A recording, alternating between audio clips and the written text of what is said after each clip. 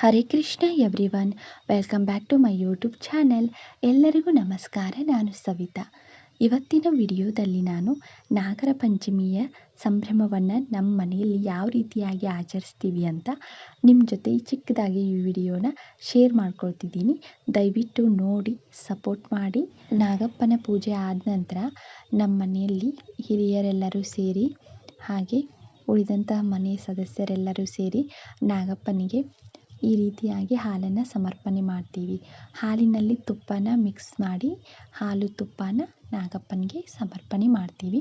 ಮೊದಲಿಂದನೂ ಈ ರೀತಿಯಾಗಿ ಮನೆ ಸದಸ್ಯರು ಮತ್ತು ಹಿರಿಯರು ಸೇರಿ ನಾಗಪ್ಪನಿಗೆ ಹಿರಿಯರ ಹೆಸರನ್ನು ಹೇಳುತ್ತಾ ಮತ್ತು ದೇವರ ಹೆಸರನ್ನು ಹೇಳುತ್ತಾ ನಾಗಪ್ಪನಿಗೆ ಹಾಲನ್ನು ಮತ್ತು ತುಪ್ಪವನ್ನು ಸಮರ್ಪಣೆ ಮಾಡ್ತೀವಿ ನಾವು.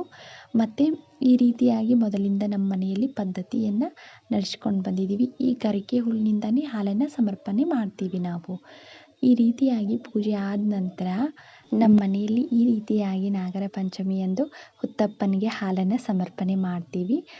ಮತ್ತು ಹುತ್ತಪ್ಪನಿಗೆ ಹಾಲು ತುಪ್ಪದ ಸಮರ್ಪಣೆ ಮಾಡಿದಾದ ನಂತರ ನೈವೇದ್ಯನ ನಾವು ಸಮರ್ಪಣೆ ಮಾಡ್ತೀವಿ. ಹುತ್ತಪ್ಪನಿಗೆ ಎಳ್ಳನ್ನು ಇಡ್ತೀವಿ. ನಂತರ ನೆನೆಸಿರುವಂತಹ ಕಡಲೆ ಕಾಳುಗಳನ್ನು ಸಮರ್ಪಣೆ ಮಾಡ್ತೀವಿ.